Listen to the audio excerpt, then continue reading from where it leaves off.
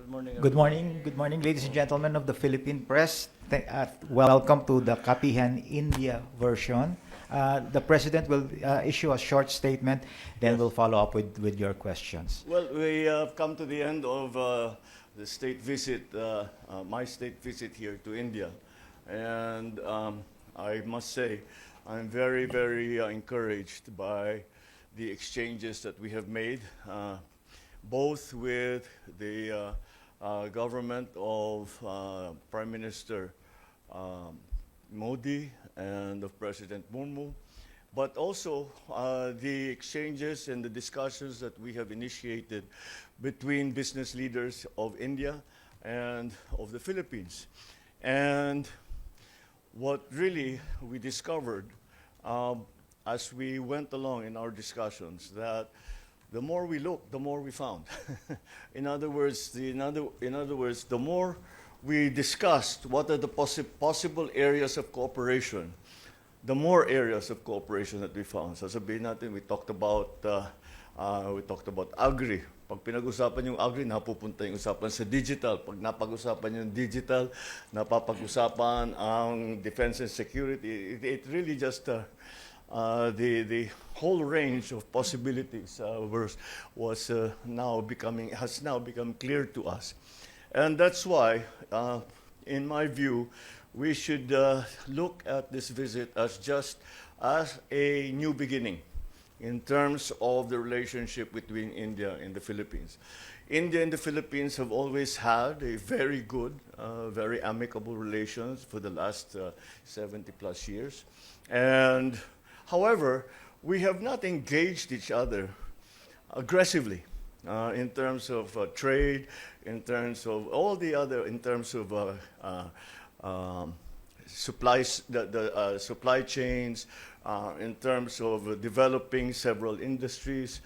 But now we will, and that is why one of the reasons why we came here was simply to open those channels, and I think that's we have achieved that.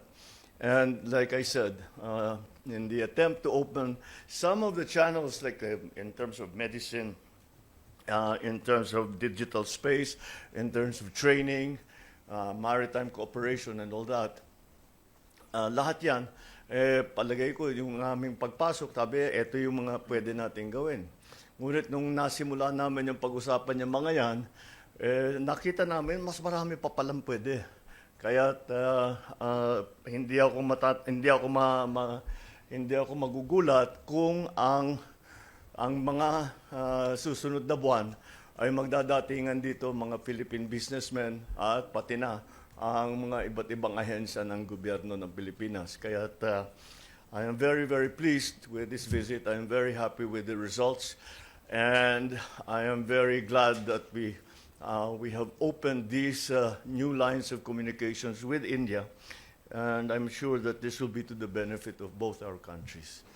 All right, so let me open the, Mr. President, the first question floor will be coming from Kenneth, PTV4.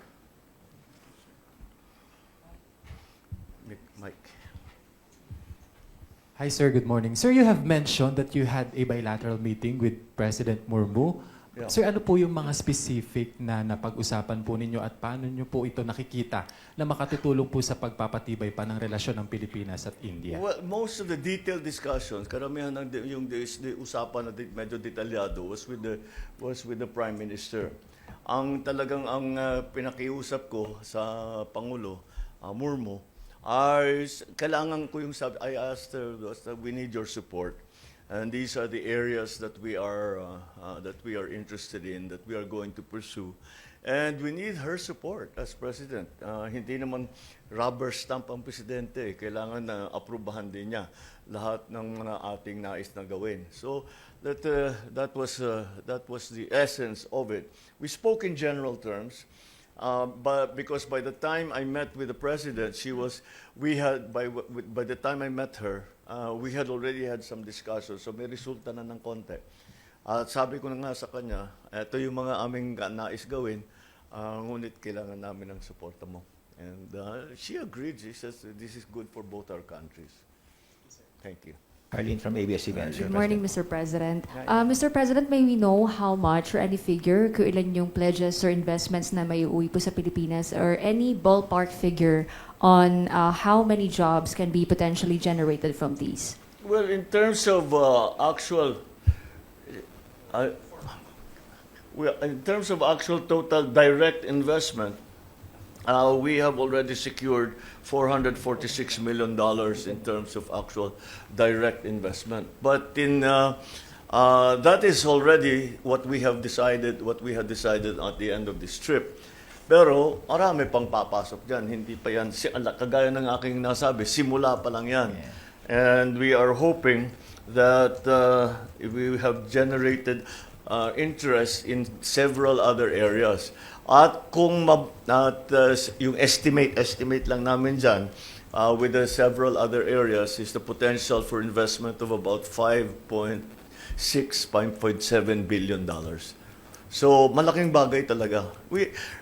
India is a very, very strong economy. India is the fourth largest economy in the world, and with the prospect of very soon becoming the third largest economy in the world. Kaya talagang napaka-aktibo yung kanilang ekonomiya. And, we see that they have a very strong instinct for progress, for development, especially in the digital area. Next question, Mr. President, from Kathy from Manila Times. Good morning, Mr. President. Can we get your statement on the recent launch po ng China's rocket near Palawan? May mga expert po na nagsasabi na if open po ba tayo sa filing of another case against China before an international tribunal? And ano po yung ating next legal step kung sakali po? Well, it's not the first time that this has happened. And actually, if you look at the incidents, they did not commit any violations. There have been no casualties. We just wish that perhaps they could warn us a little earlier so that we know that the path of the rocket, where the path is, and kung magbibitaw sila ng stages kung saan babagsak. And I remember in my trip to Beijing, early on, that I told President Xi, we have no interest in your rockets. You just tell us where they will land. We'll collect it and give it to you. And that continues to be my offer to China. I said, kailangan agawin sa amin yan. Wala kang anong gagawin namin dyan. So, sabihan nyo kami kung saan dadaan yung rocket. Pag may babagsak, kukunin namin sa dagat. Tapos idadali namin sa inyo. Wala namang problema. But the good side to all of this, wala namang casualty. Wala namang tinamaan, hindi naman nagka-problema. Next question from Daryl Esguerra from PNA, Mr. President. Good morning, Mr. President. Sir, baka can you provide lang po details sa naging usapan nyo ni Prime Minister Modi, particularly sa defense po.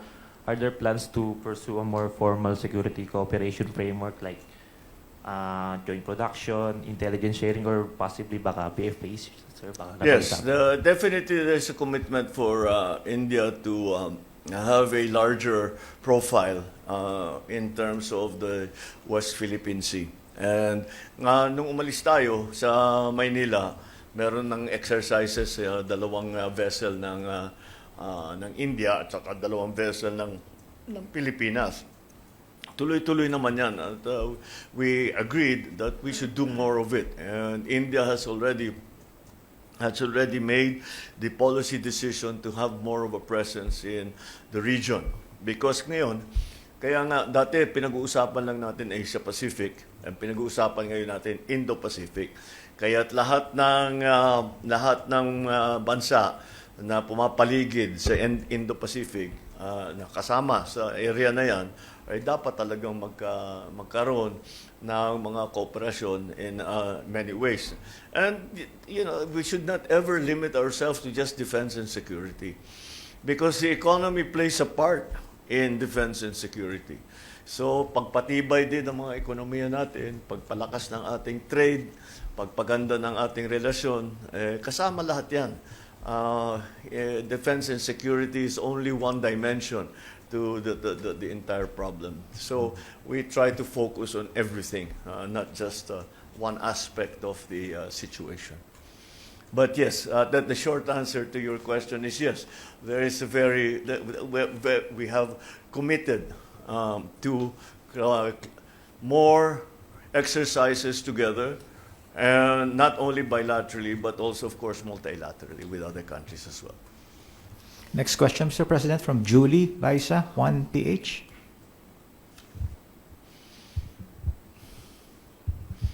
Good morning, Hi, sir. hi, Julie. Sir, can we ask your thoughts or reaction doon sa Senate's decision to archive the articles of impeachment against VP Sara?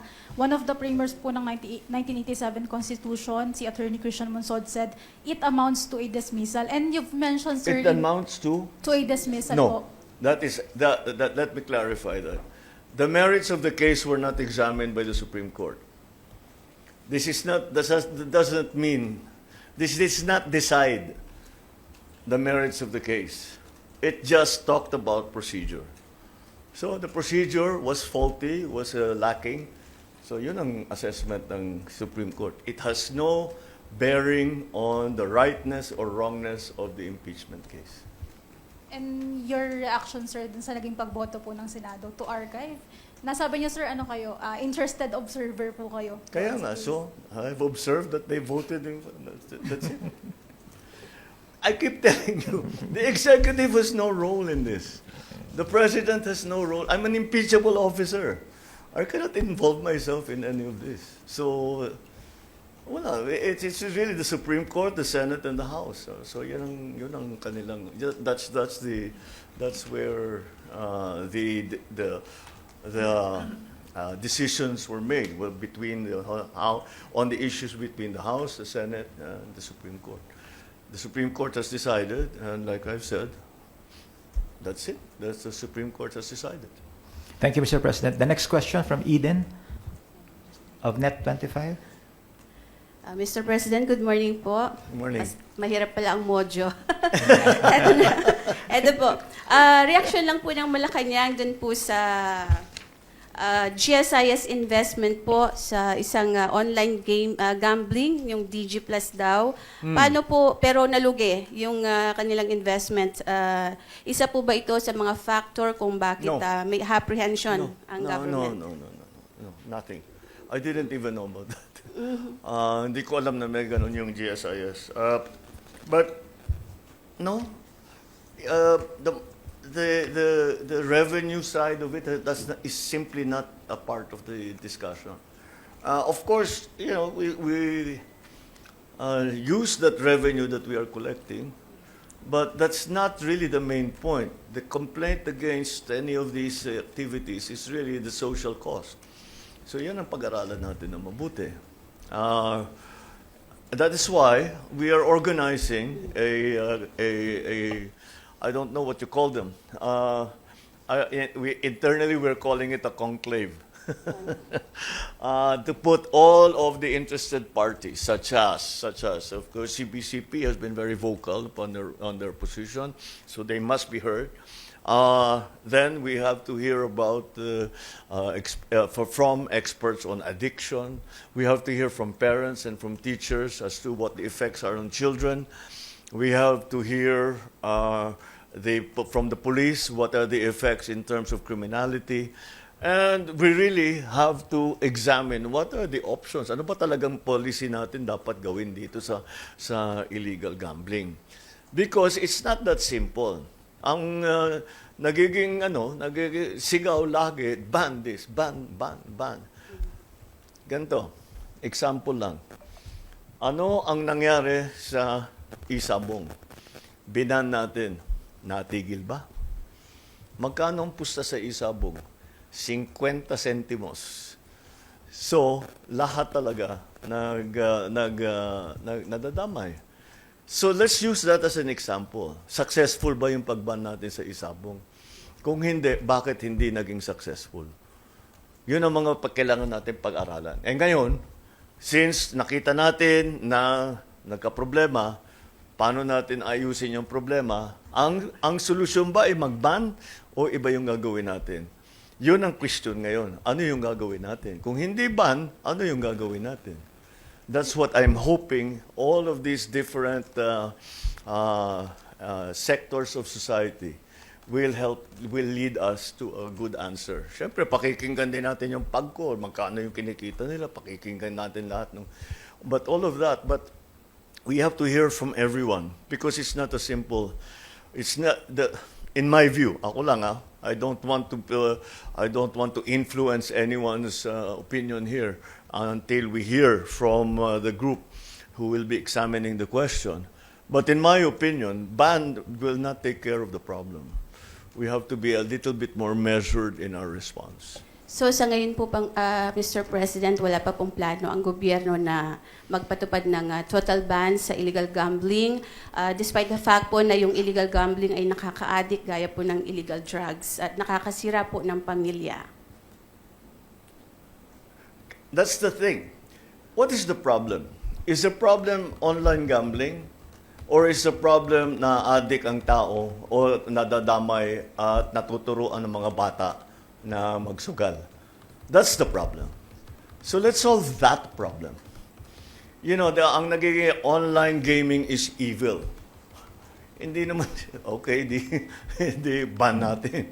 Hindi ba? Ganun, nandun ang usapan ngayon when it comes to online gaming. Pero hindi naman, kailangan talaga may tendency kuminsan tayo dito sa atin. Pagka may problem, ban. It's not necessarily the solution. Maybe it is. Baka pagkatapos ng usapan nila, sasabihin, kailangan talaga i-ban. Di ban. Pero pag-aralan natin na mabuti. Huwag tayong basta pabigla-bigla yung tinatawag. We have to be measured in our responses. If it comes down to a ban, then we will ban. But if there are better solutions than a ban, we will take those on. Thank you, Mr. President. The next question will be from Chanel, DCXL. Good morning po, Mr. President. According to COMELEC po, wala na daw pong formal signing for the bill postponing the Barangay and Sangguniang Kabataan elections and that you will instead allow it to lapse into law on August 14. But on your part, sir, have you reached a decision on whether to sign the bill or let the bill? No, I'll sign it. I'll sign it. What are the main factors po you weigh before deciding? Because we are facing one of the biggest elements here, kakatapos lang natin ng malaking eleksyon, midterm election. Susunod na rito yung BARM. Isasabay pa natin ngayon yung barangay. Masyado ang COMELEC actually nagsasabi hindi namin kaya dahil ang hindi naman ang kailangan nating tutukan yung BARM. You have to remember the BARM election that is upcoming in October is the first time we have ever had this kind of election at all. At all. Sa buong kasaysayan ng Pilipinas, hindi pa nagkaroon ng BARM parliament na hinalal ng tao. So, that is why it is so important. And if that election fails, malaking bagay, malaking failure yan dun sa peace process. Kaya't kailangan maging matagumpay ang pagganap ng halalan ng BARM. And that's why we really are focusing on that. And again, the local officials are saying we just finished a local election. Magkakaroon na naman tayo ng barangay election, parang ganun din. Halos ganun din. So, with a view on the Supreme Court decision that we cannot shorten the term of the barangay officials, we are actually lengthening the term of the barangay officials. So that's not in conflict. So I think the most sensible, the most common sense solution is to postpone. All right. Thank you, Mr. President. The next question will be from Jean from Philippine Star. Good morning. Good morning. You've declared a hardline approach against corruption, even against allies. And impeachment developments aside, how can people still be confident in our accountability mechanisms given all the political noise? Again, there has been no trial. So the merits of the case have not been examined, tried, adjudicated, argued, discussed. So accountability just doesn't come into it. People have to understand, it is a procedural question. Sinabi, mali yung date, hindi tama ang pagkagawa ng House. Walang kinalaman doon sa laman ng impeachment complaint. Kung hindi, kung paano yung pagka-handle ng impeachment complaint. Sir, how would you address her standing corruption allegations? I'm sorry? How would you address her standing corruption allegations? Those corruption allegations? Outside. Well, you know, we have already COA, we have already all of this. I'm sure the House and the Senate will start to conduct further investigations on this because it's really within their purview. So we have all of the mechanisms that are available to us in terms of checks and balances. All we have to do is to try and get some answers. That's it. Yeah, we have to make very, very clear to everyone that the Supreme Court decision does not have any bearing on the rightness or wrongness of the merits of the impeachment case. They're not saying that there was no wrongdoing. Neither are they saying that there was wrongdoing. All they're saying is that you did not handle it properly. That's it. That's why accountability just doesn't come into it here. It's an entirely highly tangential matter. It is not a central point in the discussion. Yeah. May importante na maliwanag sa tao yun. Kasi sinasabi, yung the natural reaction, hindi ka abogado. Hindi ba sasabihin mo? At sabi ng Supreme Court, hindi talaga totoo. Wala namang ginawang mali pala. Hindi yun ang sinabi ng Supreme Court. Ang sinabi ng Supreme Court, hindi tama yung pagkahawak ninyo sa House, ang pagkahawak ninyo doon sa impeachment complaint. Yun lang. So, accountability doesn't come into it. It does not question our accountability whatsoever.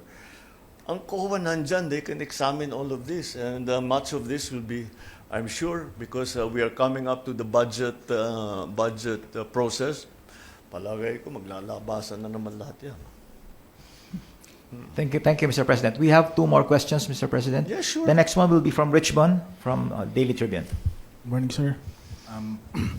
You previously mentioned about strengthening the semiconductor industry, and India is being considered as a manufacturing hub, as well for these products. India, sir. India is not a big semiconductor. No, sir. Malakas sila sa digital talaga, pero hindi sa they are very, very they are leaders in many aspects of the digital space. But meron silang production ng semiconductor, pero hindi sila major player when it comes to semiconductor production. Sir, to clarify about the production of the mobile phones, they are some products that have grown popular brands now are being made in India, yung mga mobile phones, sir. So, with this, sir, is the Philippines seeing a deeper cooperation for this sector, especially now that we have elevated into a strategic partnership? Yeah. Well, yeah, that's exactly correct. The strategic partnership provides us a basis now of having more engagements. But the engagements that we are really exploring are in analytics, IT. There was even a proposal for additional towers. You know, we have the Common Towers program. May kumpanya na lumapit sa atin na nais tumulong. Magtatayo sila yun lang ang trabaho nila. Magtatayo sila ng tower para tulungan yung programa natin mapabilis. So these are the entire range, the entire gamut of activities that fall under digital activity we explored, and certainly marami talaga because we talked about AI, we talked about even training. Because magaling sila dito sa India. Magaling sila, marami silang napoproduce na very well trained, na pwede talagang makipagkompetensya sa labor market, who we can take on and who will help us in our digitalization. So, malaking bagay sa pinag-usapan namin yung digital. Malaking AI, we talked about AI, about telecom, about IT. Ang magaling talaga sila dyan. World leader sila sa ganyan. Kaya napakalaking bagay kung mapalalim natin yung discussion natin with India when it comes to those. Eventually, to bring those technologies to the Philippines. And which is always something, yung transfer of technology, siyempre. At saka yung mag-training. So, yun ang inuna namin. Baka pwede kami padala ng tao dito sa mga institute ninyo. Tapos, pagka medyo marami na kayong naturuan, pumunta naman kayo doon para tignan ninyo yung sistema namin and what are your suggestions to make it better. That's what I was saying, is that the more we look, the more we found. Yung pagka yun lang yung sa digital, sabi, pwede natin gawin to. Hindi, pwede pa rin ito. Pwede pa. Ang dami talagang pwede. And India is very ambitious when it comes to the digital space. So it's good to see. It was very, very important for us to see. Ano yung direksyon nila? Ano sa assessment nila papunta ang AI? Saan pupunta ba yan? Ano ba yung ano ba yung mga kailangan natin gawin? Because like we keep hearing AI is a very powerful tool, but like any powerful tool, it cuts both ways, right? So paano natin babantayan yan? How do we all of these things, cybersecurity na pag-usapan natin. Siyempre napupunta na rin sa defense and security, pero but that's not necessarily for the armed forces. It's also for the banks, businesses, the government. Ayun, kailangan natin yung cybersecurity kasi nandun talagang frontline ngayon. And being, as I said, a world leader, India has a lot to offer in terms of experience, in terms of training, in terms of all of the things that we in the Philippines need to develop our own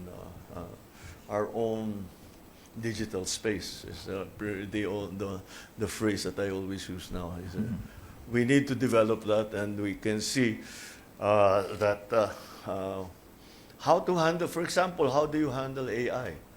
Kasi nga siyempre alam natin lahat yung good side. Alam natin, pero yung merong medyo not so good side, right? So how do we handle that? How do we work around that? And then not only in the business field, but also in the political field. What is social media? Where is it headed?